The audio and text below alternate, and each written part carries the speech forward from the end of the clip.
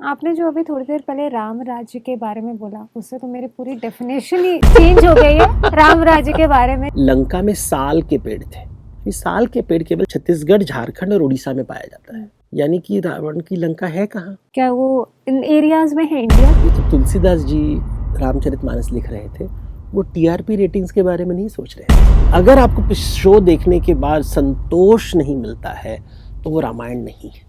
क्या इंडिया में कभी ऐसा राम राज जो आइडियल माना जाता है वो स्टैब्लिश हो सकता है? Is it even possible? देखिए, हर घर अयोध्या बन सकती है, हर घर लंका बन सकता है, हर घर किष्किंधा होता है। Hello everybody, welcome to mid day and today हमारे साथ है renowned mythologist mister Devdutt Pattanaik, with whom we will be discussing everything around Hinduism, Hanuman and everything in between it. Devdutt ji, a very warm welcome to you. आपका स्वागत है. And YouTube पे one of the most viewed videos is that of Hanuman Chalisa. जी। Hinduism में हनुमान चालीसा इतनी ज़्यादा क्यों popular है? उसकी रचना कैसे हुई? And why is it so important? So important है हिंदी बेल्ट में, पूरी हिंदुइज्म में नहीं, ये याद रखना चाहिए। तुलसीदास जी ने इसे रचना था अराउंड 500 ईयर्स को, 500 साल पहले उन्होंने इसे कंपोज किया था। और ये बहुत ही लिरिकल है, बहुत ही सिंपल है, बहुत ही लिरिकल है और कोई भी गा सकता है। It's very easy to understand, very easy to access, याद रखना भी आसान है बिकॉज उसमें एक रिदम है। और इसमें लिखने से हमें वो जो एक्सेस मिलता है, जो मंदिर के अंदर एक्सेस नहीं मिलता है, ये खुलेआम मिल जाता है। तो ऐसा कहा जाता है कि हनुमान चालीसा की एक एक चौपाई में बहुत ज़्यादा पार होती है। इवन जब मंत्रों की बात करते हैं तो कहते हैं कि mantras hold power, you know, to manifest. So how do you see this in the light of mythology? What about the power and the magic associated with the chalisas and the mantras? सबको magic पसंद है। Harry Potter में एक वॉन्ड होता है जिससे कुछ भी करने से मुझे कुछ भी मिल सकता है। यानी कि मैं अगर पढ़ाई नहीं करूं और हनुमान चालीसा पढ़ लूं तो मैं एग्ज़ाम में फर्स्ट रैंक मिल जाएगा। ये तो नहीं होने वाला। तो हम कह सकते हैं कि नहीं, मैंने हनुमान चालीसा पढ़ लिया लेकिन मैंने पढ़ाई नहीं की, लेकिन एग्ज़ाम में पास हो जाऊँगा। तो ये नहीं हो सकता है। आपको पढ़ाई तो करनी पड़ेगी, लेकिन चालीसा से क्या होता है, आपका मन शांत हो जाता है। जो एंग्जाइटी होती है, जो इनसिक्योरिटीज़ होता है, जो आपके दिल में जो वहम होते हैं, जब भी कोई अच्छा चांटिंग करो उससे आप शांत हो जाते हैं। तो चांटिंग का काम है आपके मन को शांत करने के लिए। जाते हैं तुलसीदास जी की रामायण पे और उसमें बताया जाता है एक राम राज्य। ये राम राज्य कैसा था? जहाँ सीता नहीं थी। ये तो एकदम, क्या बोलूं, मैं निरुत्तर हो गई हूँ मैं, जहाँ सीता नहीं थी। क्योंकि राम राज्य में लोग रहते थे, इतना सुख अनुभव कर रहे थे, लेकिन कर क्या रहे थे? घर में गॉसिप कर रहे थे सीता के चरित्र को लेकर। यानी कि जब भगवान आपको उस दुनिया का सब सुख देता है, सब सुख, आप करते क्या हो? आप भगवान की तरफ देखते हो और बोलते हैं उनके बगल में जो उनकी पत्नी है, उनकी भार्या है, उनके चरित्र को लग के कुछ तो गड़बड़ है। यानी कि जब सब कुछ मिलता है तब भी आपके मन में अच्छे विचार नहीं, बुरे विचार आते हैं। और जब वाल्मीकि जी ये लिख रहे हैं, वो समझा रहे हैं, मैं भोग विलास, भगवान सब कुछ जब देंगे तब भी आपके मन में ऐसे गंदे विचार आ सकते हैं कि जिसने आपको सब कुछ दिया आप भी उनको दाम्पत्य सुख नहीं दोगे, और तो आपके वजह से राम और सीता अलग होंगे। हनुमान जी राम और सीता को साथ में लेके आते हैं, रावण उन्हें अलग करते हैं और राम राज्य के विलासी भी उन्हें अलग करते हैं। राम और सीता को लाने का काम हनुमान जी करते हैं, यानी कि पुरुष और प्रकृति को साथ में रखना, यानी कि हमारे शरीर और मन को साथ में रखना, ये हनुमान जी का काम है। हनुमान जी ने कभी ऐसे विचार, ये जो गॉसिप करना, जो धोबी की कहानी है, गॉसिप की कहानी है, क्यों गॉसिप कर रहे हो? जब तुम्हारे पास भगवान ने राम राज्य दिया है, जो भी सुख चाहिए मिल जाएगा, लेकिन तब भी हमारे मन में ये कुविचार आते हैं। इसलिए जब कथा लिखी जाती है, ये मनुष्य के बारे में बता रहे हैं, देखो जब भगवान भी आपको सुख देगा, आप क्या भगवान को सुख दे रहे हो? क्योंकि सीता बाहर है, राम जी अंदर है, एक वन में है, राम जी के बच्चे भी वन में हैं, राम राजमहल में दुखी है, आप राम राज्य में हो।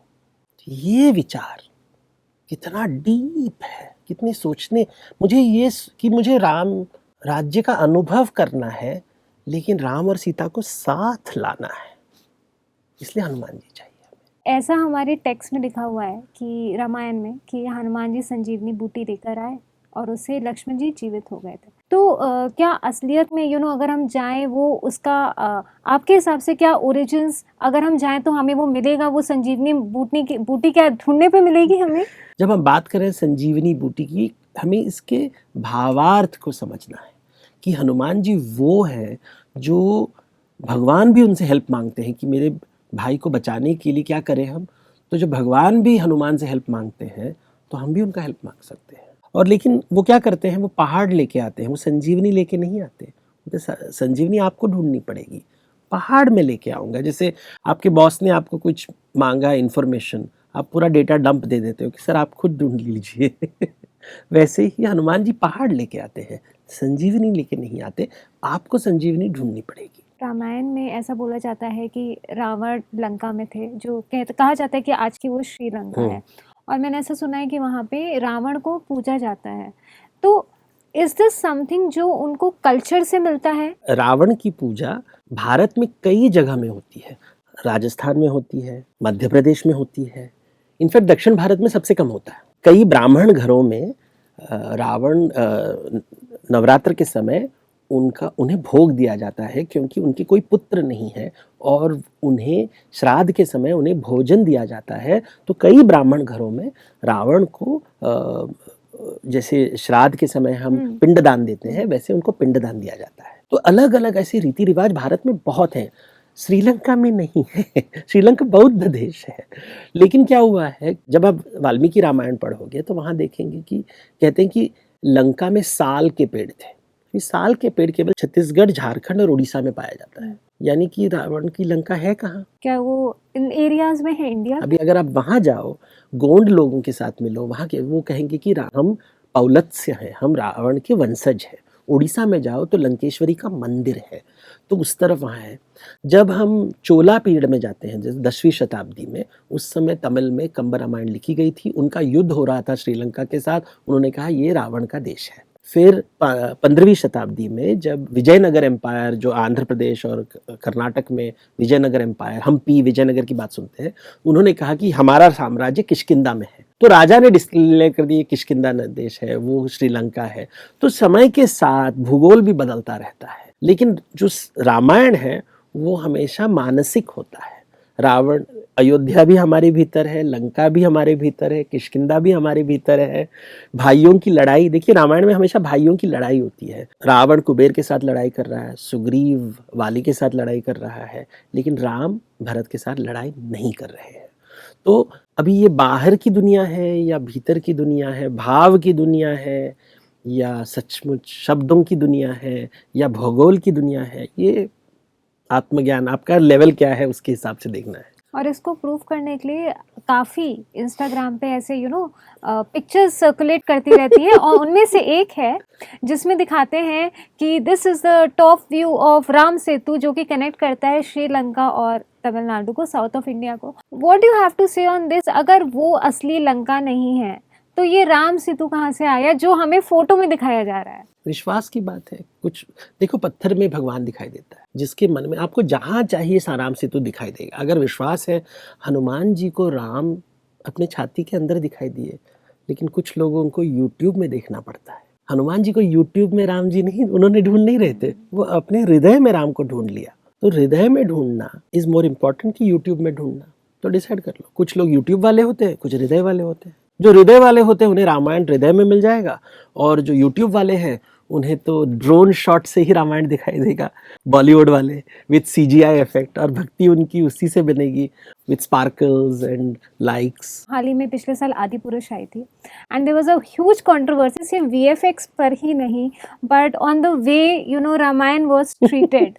सो how do you feel about it जब when you see Bollywood movies और any film for that matter, you see the mythology being distorted या फिर being miscommunicated before you?